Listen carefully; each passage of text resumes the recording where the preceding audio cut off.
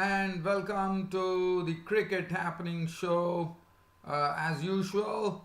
And I welcoming you all to this daily cricket show, dear friends and subscribers.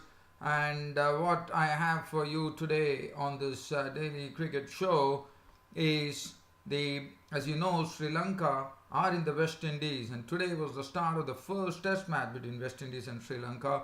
I thought the honours were shared between West Indies and Sri Lanka today at close of play on the first day of the first Test match, which was played between West Indies and Sri Lanka at Port of Spain, Trinidad and Tobago. Well, there was some real movement as far as the pitch was concerned. There was some movement for the bowlers, so the bowlers definitely had some assistance. But later on, it petered out. But definitely the Sri Lankans, I thought, bowled very well to have the West Indians struggling at 153 for 5 at one stage. But thanks to a Jason Holder captain, the captain Jason Holder and Shane Dowditch combining in a partnership of 90, really settled matters for them, and the score settled at 246 for 6 at stumps for the West Indies, with Shane Dowditch still in charge there. But one has to say that the honours were even because, well, I'll come back to that as to why the honours were even. And also, tomorrow there happens to be a formality match for sure, but also, even though I say it's a formality match in the final T20, which is coming up between Bangladesh and Afghanistan, one has to say that Afghanistan have a clear chance here of doing a clean sweep of Bangladesh in this T20 series 3-0. But Bangladesh are the ones who have to stop Afghanistan in their tracks tomorrow, and hopefully that is something that happens tomorrow. But looking at the way these Afghanistan players have been playing, I really doubt whether Bangladesh would be able to do something unless that batting really comes to the fore. Well, so that is something I'll do a brief preview of that. Also, we'll have a look at some cricket news as well, time permitting. The cricket Australia CEO, the Chief Executive Officer, James Sutherland, who has been at the helm for quite a long time for Australia and has been really been definitely a part of the success that Australia has got, unfortunately has stepped down from his post, and so that is something which is coming on the heels of the ball tampering incident that took place, which involved Stephen Smith, David Warner and Cameron Bancroft. So now it does not mean that it's only for that reason. He also has said that it's due to his family commitments as well. So, well, we'll come back to all those things later. But let's dive into the first day's play in the first Test match between West Indies and Sri Lanka, which was played at Port of Spain, Trinidad and Tobago. Well, the toss was a good toss to win. West Indies won the toss. And looking at the pitch, one was thinking what West Indies were going to do. But West Indies captain Holder decided that his wards would bat first. Well, after winning the toss and batting first, one has to say that it was not a good beginning for the West Indies after batting first, with Craig Brathwaite and Devon Smith coming into the team after a long gap, making a comeback to the West Indian cricket team as he was there. And it all started off with the Sri Lankan bowlers, Suranga Lakmal and Gamage starting the operations, and one immediately saw that Suranga Lakmal and Gamage were getting some real movement out of the pitch, and definitely batting was not so easy. Brathwaite and Smith had a real struggle against the new ball from Gamage and also Suranga Lakmal, and with the score only on 4 runs, in fact the Sri Lankans drew first blood, as the first wicket to go was that of Craig Brathwaite, and he was actually caught by Dikwala of the bowling of Lakmal. Now, as I said, the ball was moving. Now, this is a ball from Suranga Lakmal. Actually, it was a sort of a tentative jab outside the stumps. It was an in-swinger, but there's some bounce as well. So there was an outside edge of Brathwaite's bat and settled into the gloves of Niroshan Dikwala. So that was wicket number 1. And after that, there was a sort of a real misunderstanding that happened between Devon Smith who was making a comeback, and Kieron Powell, which led to Devon Smith being run out by a Kumara-Dikwala combination for 7-1 boundary, and that really put the West Indians in trouble at 40 for 2. And then we had two new batsmen at the crease at the time, Kieron Powell and Shai Hope. Kieron Powell and Shai Hope, and one saw that the initial movement which was there was after once the new cherry was used by Gamage and also by Lakmal, and then also suddenly we saw that the Sri Lankan skipper Chandimal wanted to see whether there was some spin in it by introducing Dilruwan Pereira. But then he realized that it would be better to bring his young pacer Lairu Kumara, and Lairu Kumara to me was the best bowler today. In fact, just talking about Devon Smith's run out, it was basically it was a good call, and Pavel was the one who actually had put the ball to the mid-wicket region, but it was some very good piece of fielding, one shot from the young pace bowler Lairu Kumara, sprinted in and really fired in a throw which was really absolutely spot on, and by the time, even though Smith was trying to stretch out, it was all over. Smith was a goner. So Kieron Powell and Shai Hope, and then we saw there was slowly a partnership that developed which added 40 runs to the good, and we saw that Shai Hope and Kieron Powell were taking their time at the crease. With Lairu Kumara, what he was showing genuine pace for the Sri Lankans, as he was really troubling he was not only get the moment. I mean, Suranga Lakmal and Gamage were not really very quick, but Lairu Kumara is the fastest bowler for Sri Lanka, and the youngster, as you know, he made his debut against New Zealand in New Zealand, and he was pretty impressive as well. But today what Lairu Kumara did was, coupled with the moment, he had pace. So it was really it was a sort of a spell that Kieron Powell and Shai Hope had to weather, but they definitely did well. Shai Hope was the one who was really getting behind the line of the ball very well, negotiating the moment very well, and playing very well, even though he was gauging the pace also of the wicket very well. Kieron Powell, on the other hand, was also looking good, was playing some nice handsome strokes as well, as Powell and Hope went on and pushed on the score to 80. And that was the time the third wicket fell. It was Kieron Powell's wicket. Now, as I said, Lairu Kumara was pretty sharp. He was also getting his short stuff around, which was good to see. And this was, as I was telling you, it was also all about Lairu Kumara with pace. And what a beauty of a delivery. He completely did in Kieron Powell for pace. It was really a very pacey delivery. And the ball actually swung in late. And it went on to hit the leg stump of Kieron Powell, and Powell was a goner. Clean ball by Kumara for 38 with 6 boundaries. After that, Roston Chase entered the scene. Roston Chase started giving company to Shai Hope. Shai Hope was looking pretty good at the crease, and as we all know, is the future of the West Indian cricket, as I said. Roston Chase came in, and Roston Chase tried to rein himself in, looking at the situation that the West Indians were. And while that was going on, Shai Hope was doing a very good job. He had moved his score on to 44 with 9 boundaries, and once again it was Lairu Kumara into the equation. And this was a ball, again Lairu Kumara was rewarded for this delivery, which was once again pacey. It was a short delivery. It was basically aimed into the rib cage of Shai Hope, and as I said, it was all about the pace that Lairu Kumara was generating. It was very impressive, and he pushed Shai Hope on the back foot, and in the process it was something, the ball actually went on to kiss the glove of Shai Hope and nestled into the hands of the keeper Dikwala, and which made the score with Shai Hope gone. Caught Dikwala bowled Kumara for 44 with 9 boundaries. The score read 134 for 4. Now, Roston Chase was there. He was doing a very good job of chiseling out in partnership, as Shane Dowrich walked in to join Roston Chase. Roston Chase and Dowrich then, from 134 for 4, they could add only 13 runs, and that was the time. It was the wicket of, now this was the first wicket by the spinners for Sri Lankans, and it was the old war horse Rangana Herath getting his first wicket. as he picked up the important wicket of Roston Chase. Now, it was not a good shot from Chase.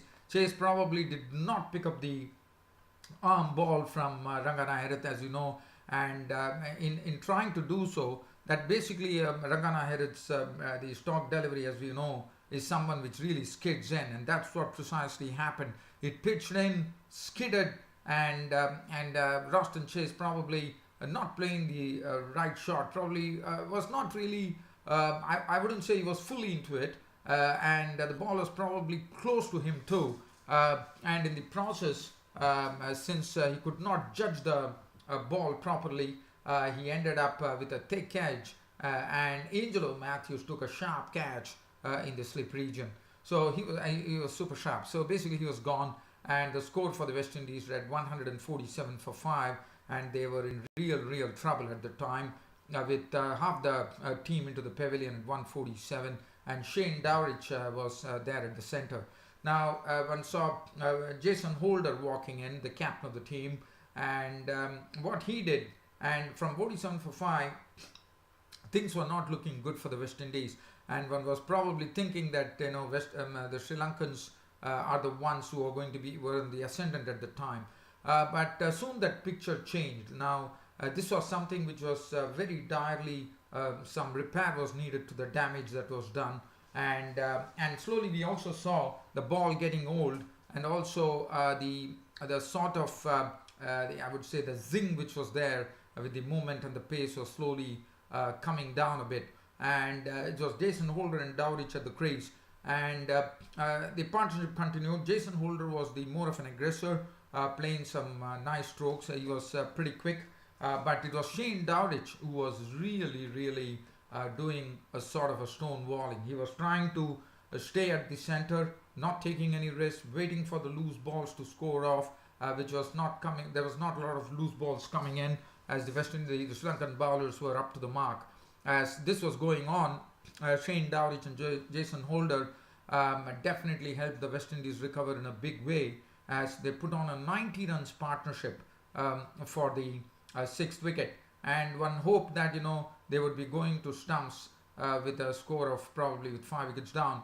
But once again, Lairu Kumara was brought back for his second spell, and he did Jason Holder. He had Jason Holder caught behind by Dikwala for just 40 runs, but a good 40 with 4 fours. Now, this was a ball from Lairu Kumara, which was Holder was probably trying to drive the ball, and in fact he did not time the drive properly. The ball took the edge of the bat, and actually in fact it probably he tried to hit it a bit hard, but in the process the bat hit the ground, but the ball had already taken the edge of the bat, and Holder was a goner for 40. And then we had the night watchman Devendra Bishu walking in, and the score was pushed by Dowrich to stumps at 246 for 6, with Shane Dowrich remaining unconquered on 46 with 5 boundaries. Bishu, the night watchman, the night watchman had done his job pretty well. He did not score a single run. He was scoreless for 32 deliveries. So definitely Bishu did his job, as the West Indians closed the day. I thought they definitely recovered with that 90-run partnership between Holder and Dowrich to 246 for 6. 84 overs were bowled. The new ball is yet the music is to be claimed. And talking about it, the new ball will be due in my reckoning tomorrow morning. So definitely the Sri Lankan bowlers would have their aces up their sleeve, and they would probably like to bowl out the West Indies very quickly. They still have only the tailenders to come with Roche, Cummins and Gabriel after this particular pair. Now, we have seen that Devendra Bishu in the past as a night watchman has done a pretty good service for the West Indies, and hope that continues for the West Indies. As far as the bowling was concerned, Suranga Lakmal was pretty sharp in the morning, 16 overs, 4 minutes, 1 for 38. Gamage also did his job well, 18 overs, 5 minutes, none for 44. Probably it was a trifle unlucky as well, with some catches going down in the slip cordon. Dilruwan Pereira, 16 overs, 1 minute, none 42. Lairu Kumara was the pick of the bowlers today. Tremendous bowling from Lairu Kumara, who really had the pace and the moment to really trouble every West Indian batsman there. 18 overs, 1 maiden, 57 runs on 3 wickets for Lairu Kumara. Rangana had at 16 overs, 4 minutes, 1 for 41, as West Indies closed the day at 246 for 6. So that is, so as I said, the honours were even though the Sri Lankans had the West Indies on a tight rope at 147 for 5, they definitely recovered too. So basically the honours were even. Well, let's get on to the other match. We are talking about the third T20, which is coming up between Bangladesh and Afghanistan and India. And as I said, for Afghanistan, they would be eyeing a clean sweep of the series, no doubt about it. Bangladesh would be thinking that at least they could actually get a win under the belt. But looking at the form that the Afghanistan are in right now, one really feels sorry for Bangladesh, because I think it's quite a challenge. They are having 3 quality spinners in the ranks, and as you know, on the second match, they absolutely throttled the Bangladeshi batting lineup. But as I said, it's all about the Bangladeshi batting as to how they cope with the Afghanistan spinners. So that is, to me, is going to be the real test. Mohammad Nabi, Rashid Khan, and the other spinner Mujibur Rahman.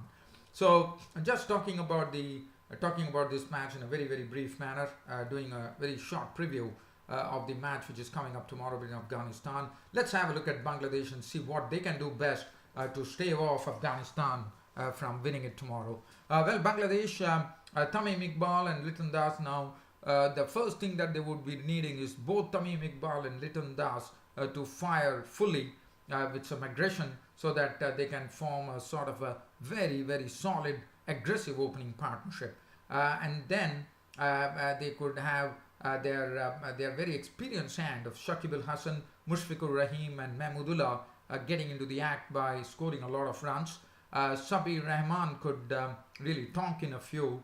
Mosaddek Hussain would be expected to do something with the bat as well. Soumya Sarkar is slotted at number 8, so he's another coming in at number 8. So that definitely says that this Bangladesh batting lineup really has a lot of depth. With only Abu Haider also the other day showed that he could really throw his bat around. And then they have Rubal Hussain and Nazmul Islam who did his spinning duties well by keeping the Afghanistan batsmen quiet. So Nazmul Islam will be expected to do something of the same tomorrow against Afghanistan with his bowling. Now, as far as the Afghanistan are concerned, they are looking very good. Mohammad Shahzad in his brief stay did well. Usman Ghani probably is expected to score a bit tomorrow. Asghar Stanikza would be expected to score some runs as well. Najmullah Zadran, Nabi, Samuel Shenwari has shown, and this Afghanistan have really shown that their middle and lower order has a lot of punch in them. You can take, for example, Zadran, Noad Nabi, Samuel Shenwari are capable of hitting some big sixes, and they can really lift the tempo of the game. Rashid Khan is another one. One knows that he's developing into a beautiful all-rounder, Rashid Khan. And then they have the tailenders of Karim Janat can also bat a bit. Mujibur Rahman and Shapur Zadran are the genuine tailenders there. So definitely, all in all, as I said, it will be, the onus would be on Bangladesh tomorrow to stave off Afghanistan, and if they can do that, that would actually really help matters. Or else I think it would be Afghanistan clean sweeping the series against Bangladesh 3-0. So let's wait and watch as to what really pans out at Dehradun in India. And well, now just before I go, I wanted to cover on some cricket news here, especially the cricket news coming in from Australia. The CEO of the company, James Sutherland, who has been at the helm of Australian cricket for quite a long time, has decided that enough is enough, and he has decided that now it's time for someone else to actually take root as far as his post is concerned, and he has stepped out, citing family duties. So we know that the Australian cricket has been going through a bit of a really downward thing after the ball tampering incident. We saw Darren Lehman resigning from his post, and there were a lot of changes made. The captain had to be changed. So one knows that there's a lot of things which has been going on in Australian cricket, and this is one of the other things, because I thought James Sutherland has been a part of the success story for Australia for a long time. Well, so this probably brings an end to this cricket show of mine today. Hope you all love this cricket broadcast of mine, with my next cricket broadcast being scheduled tomorrow. That's on Thursday. Until then, it's good night.